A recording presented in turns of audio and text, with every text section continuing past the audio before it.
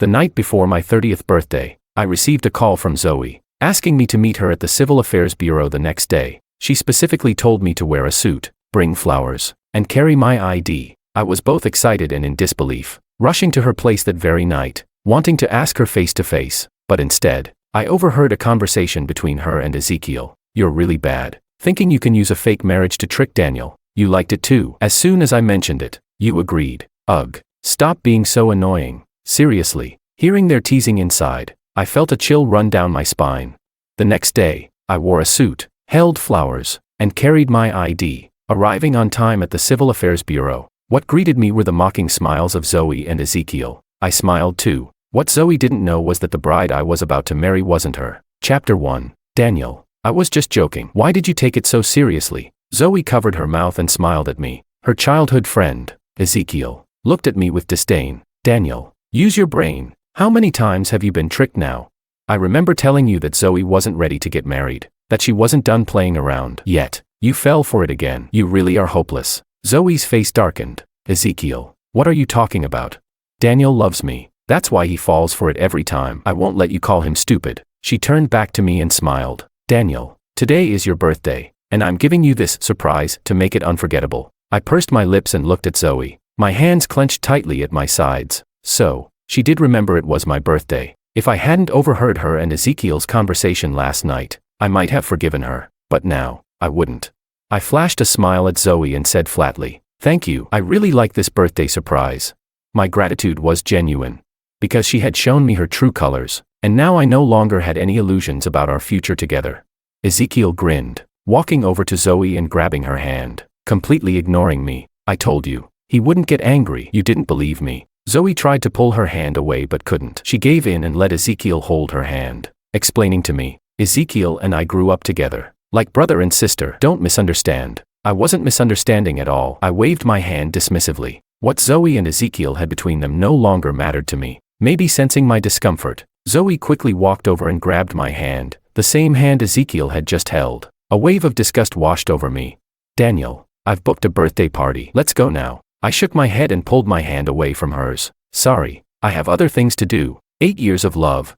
Today was the first time I had rejected Zoe. Zoe stood frozen, clearly not expecting me to turn her down. She was about to speak, but Ezekiel grabbed her hand. "Since Daniel has something to do, let's go ahead. It's still early. We can go shopping." He winked at Zoe. Zoe looked at me, hesitating for a moment before agreeing. "Daniel, Ezekiel and I will go ahead. You can come later. I've already sent the address to your phone. Come on, let's go."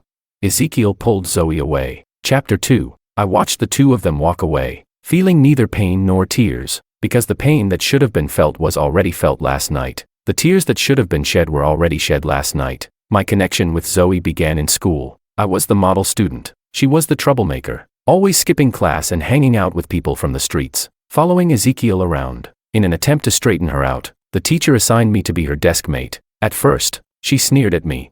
No matter what I said, she always gave me a look of impatience, sometimes even yelling at me, "You're not my dad. What right do you have to tell me what to do?"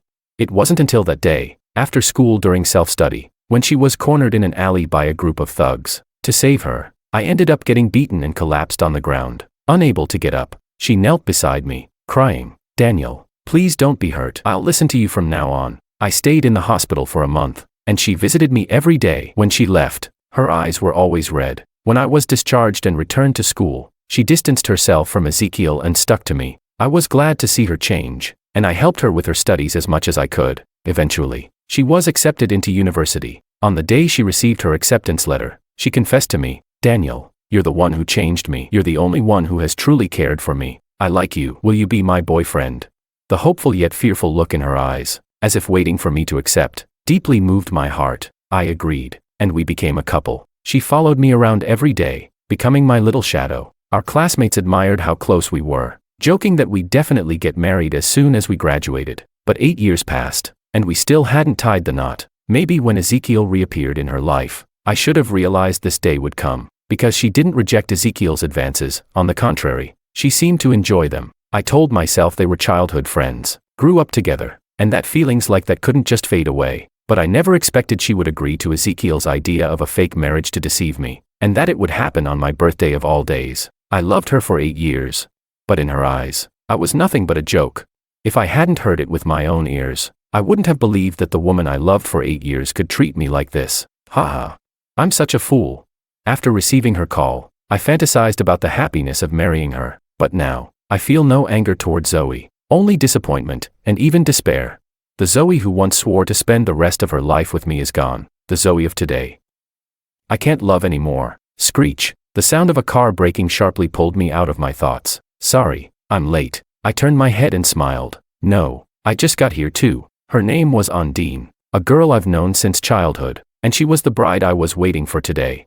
Ondine took my hand, the warmth of her palm reaching my heart. No matter what happens, I'll always be here for you. I tightly grasped her hand in return, feeling grateful. At least I had her by my side. After I left Zoe's house last night, I went to a bar to drown my sorrows alone. Ondine heard about it and rushed over, staying by my side as I cried in her arms. She took the drunk in me home, tending to me, washing my face, washing my feet, and staying up all night, worried that I might get thirsty and need water. Once, people had expected us to be a couple, including our parents, but when I was with Zoe, my parents completely disapproved, and we had a huge argument. It was Ondine who stayed by me, urging me to go home and make peace with my parents. I was very grateful to her.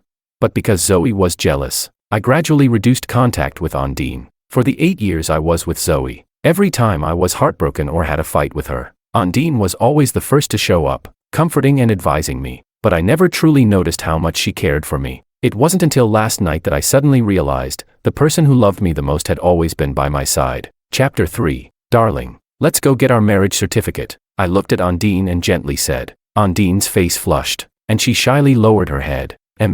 Hubby. After we got the marriage certificate, I received a call from Zoe. Daniel, are you done? I looked at the fresh marriage certificate in my hand, my heart filled with joy, and my voice couldn't help but carry a cheerful tone. Yes, I'm done. Then hurry up and come. Don't keep Ezekiel and me waiting. Zoe spoke as though she were giving orders, completely unconcerned with what I was doing. When I hung up, Ondine smiled. Go ahead. I'll head home first. I knew she didn't want to make things difficult for me. How could I possibly take this thoughtful girl for granted?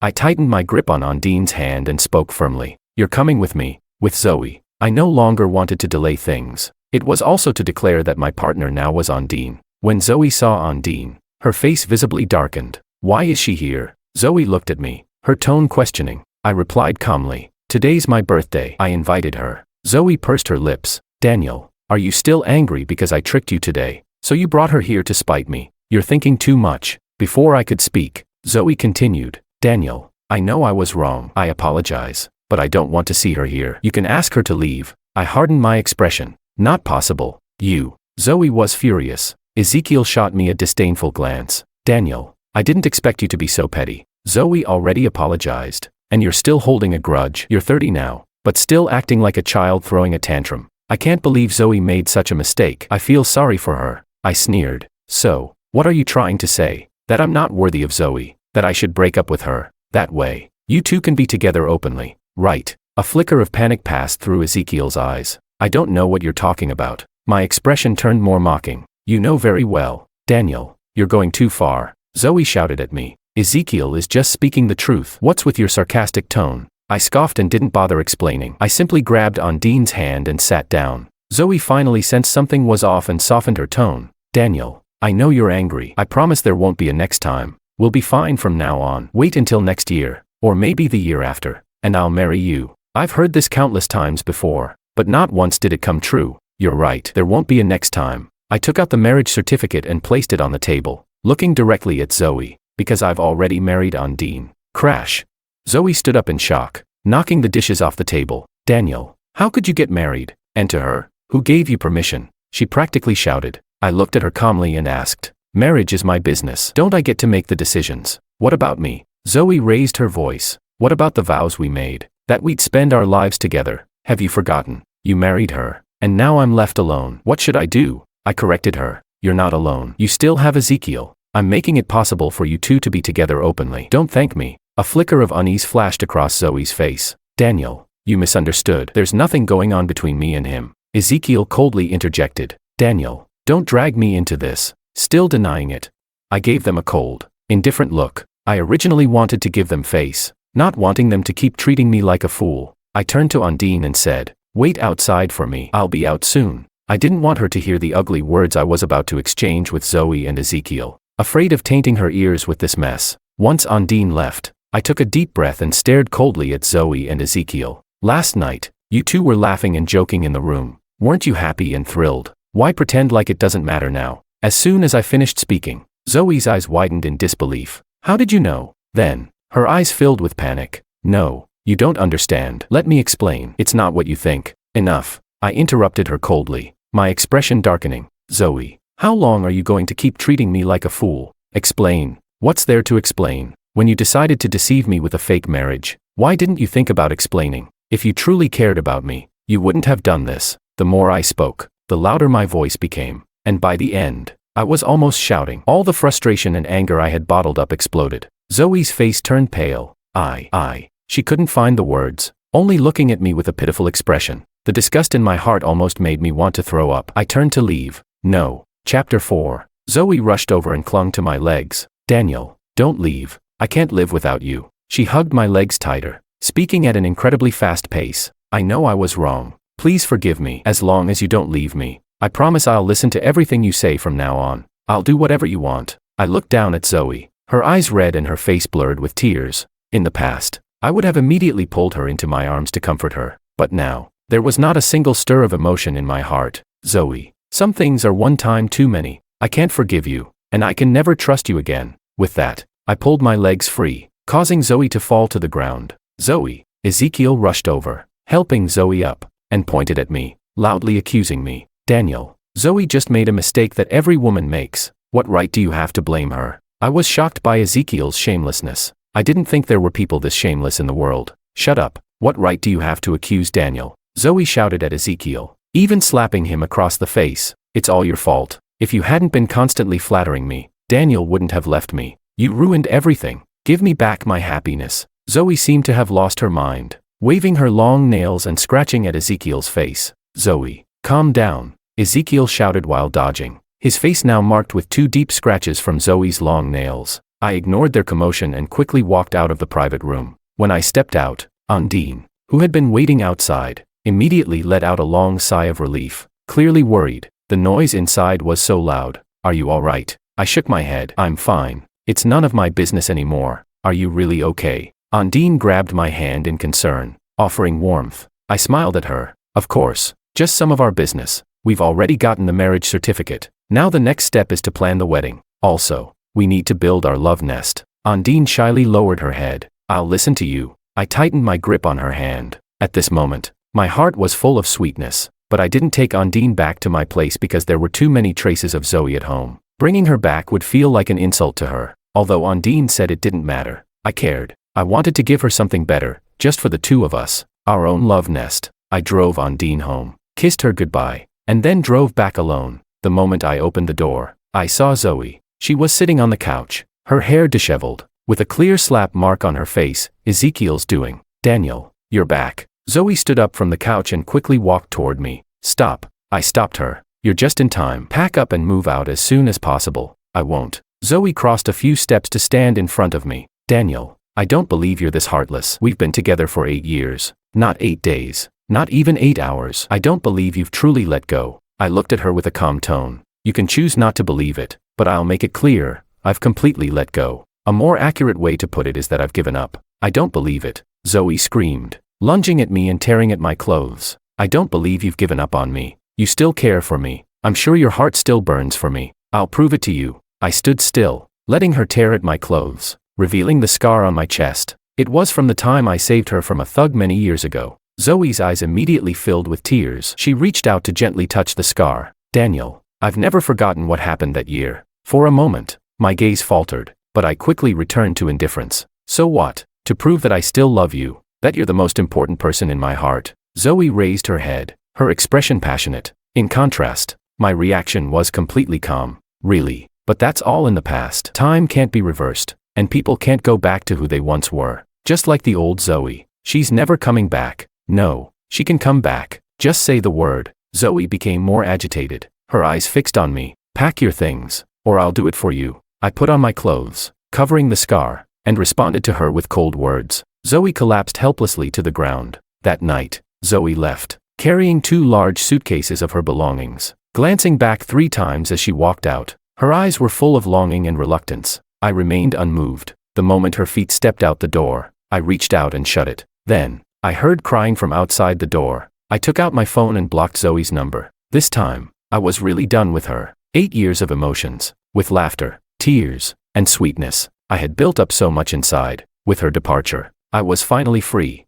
The next morning, I called the furniture store and replaced all the furniture in my house with new ones. Then, I picked up Ondine, and we found a renovation company to personally design our future love nest. Daniel, when do you think our wedding should be? During lunch, Ondine tilted her head and asked me. I took a tissue and gently wiped the crumbs off her mouth, smiling indulgently. At least in 3 months. The house renovation takes time. Even after the renovations, we can't move in immediately, even if we use the best materials. Ondine held my hand. Actually, the house doesn't need to be renovated. I don't mind, but I mind. I want to give you the best. I pulled Ondine's hand and kissed it. We can't be idle during this time. We need to take wedding photos, visit our parents, and notify our friends and family. All of that takes time. Ondine nodded enthusiastically, her face full of happiness. After lunch, Ondine and I went to a nearby bridal store and scheduled a time for our wedding photos. In the days that followed, I balanced my busy work with planning the wedding with Ondine. Though it was tiring, it was so fulfilling. My smile became more and more frequent. My colleagues were all curious. I smiled and mentioned that I was getting married soon. They congratulated me, and one female colleague asked, "Is it that girl named Zoe? I saw you with her last time." Hearing Zoe's name again, I felt no disturbance in my heart, answering calmly, "No, it's the silly woman who has been by my side all along, never leaving me." My colleagues noticed something was off and didn't ask further. They just laughed and reminded me not to forget the wedding invite, promising they would attend on time with a big red envelope. At that moment, the manager walked over. "Let me introduce a new colleague." I looked behind the manager, and to my shock, it was Zoe. Chapter 5. Daniel, please show the new colleague around, the manager said. Before I could find an excuse to refuse, Zoe quickly walked up to me, bent down, and bowed. "Master, please take care of me from now on." She straightened up, flashing a radiant smile. I furrowed my brows, glanced at the manager and the surrounding colleagues, nodded, and didn't say much. "All right, everyone, back to work." The manager clapped his hands and turned back to his office. "Master, what should I do?" Zoe clung to my side. I pointed to the desk next to me, adopting a businesslike tone. "I'll give you some materials. Please review them and organize them for me." Zoe's eyes dimmed for a moment, but she quickly regained her composure. "Okay, thank you, Master." After work, Zoe continued to cling to me. I was becoming increasingly impatient. "Zoe, what exactly do you want?"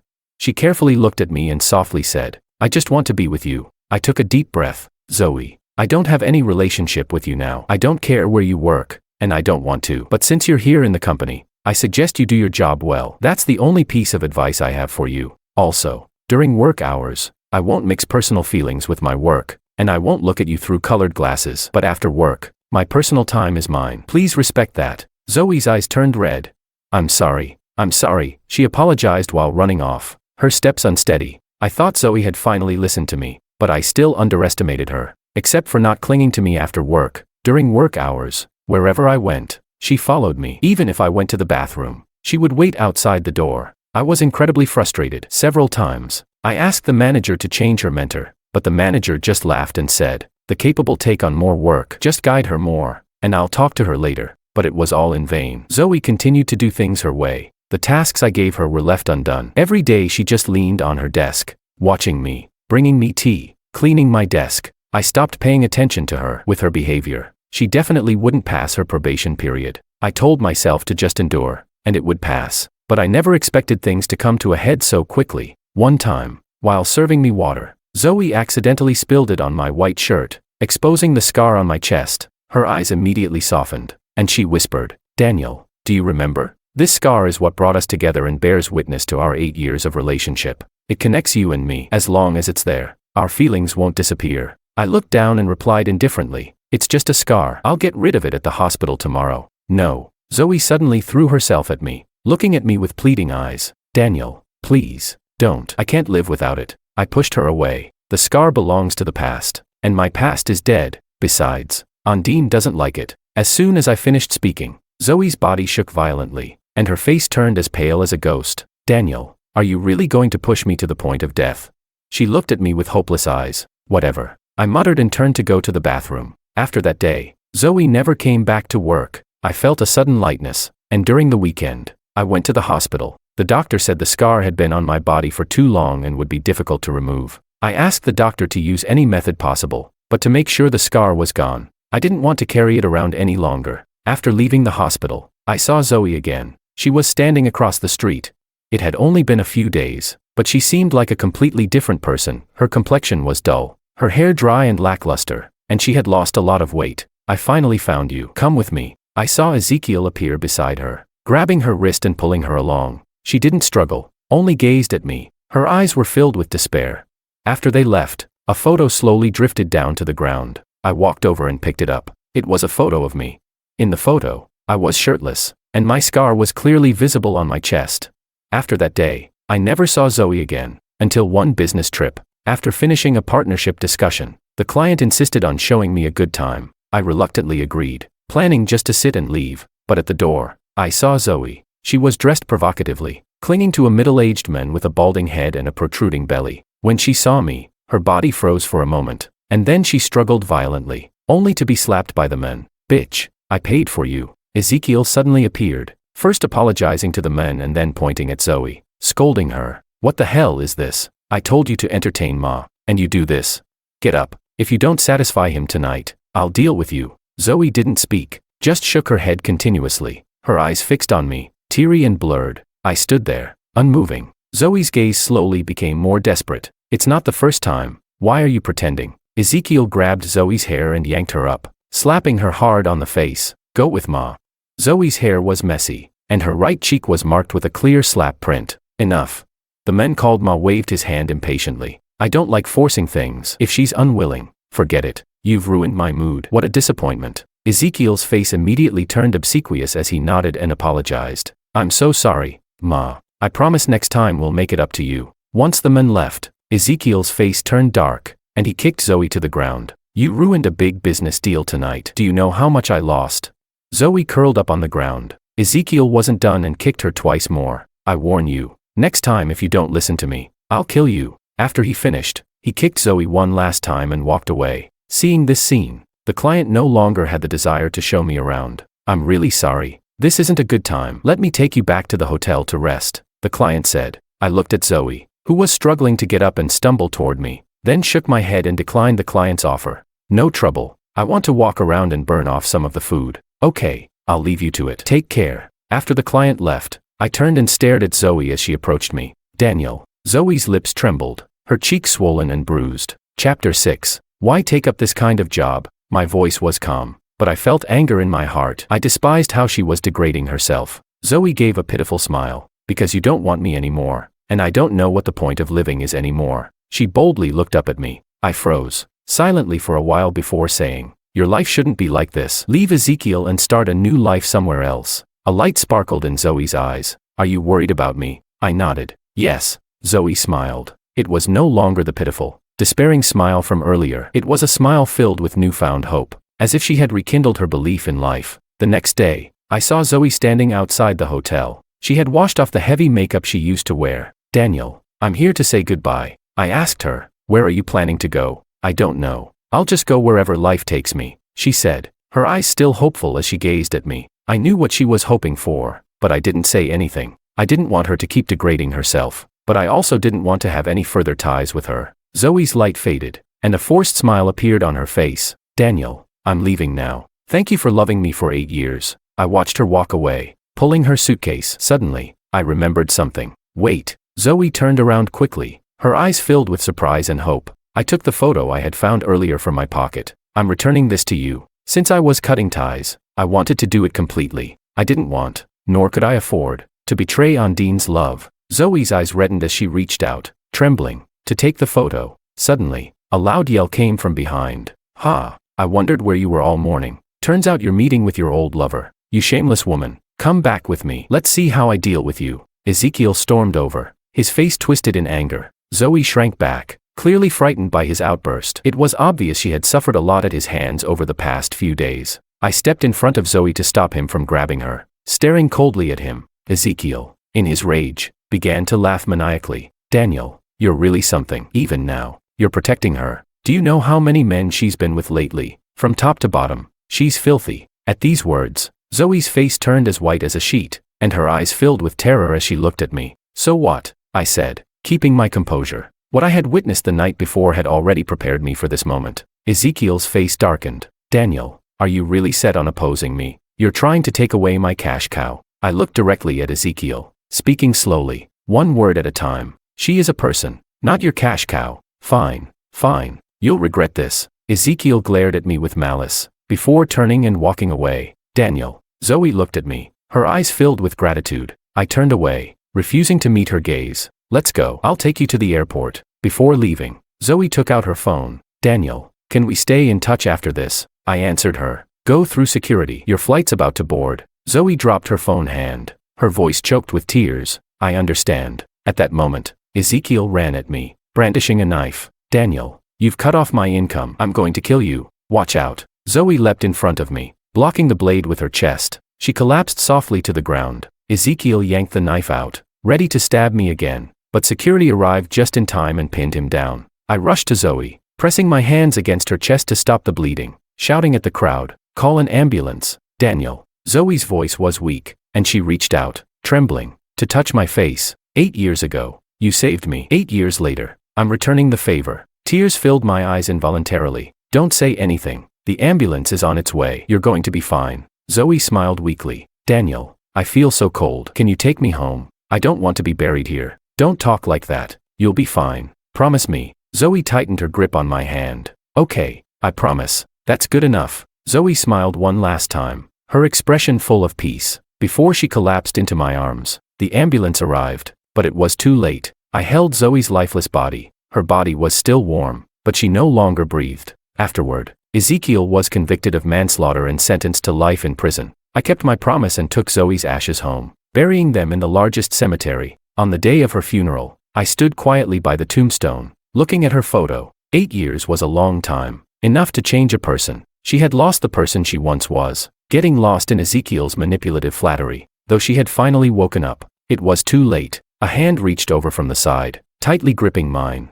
It was Undine. She didn't say anything, just looked at me softly. I held her hand in return. The past was gone. I would cherish the person in front of me,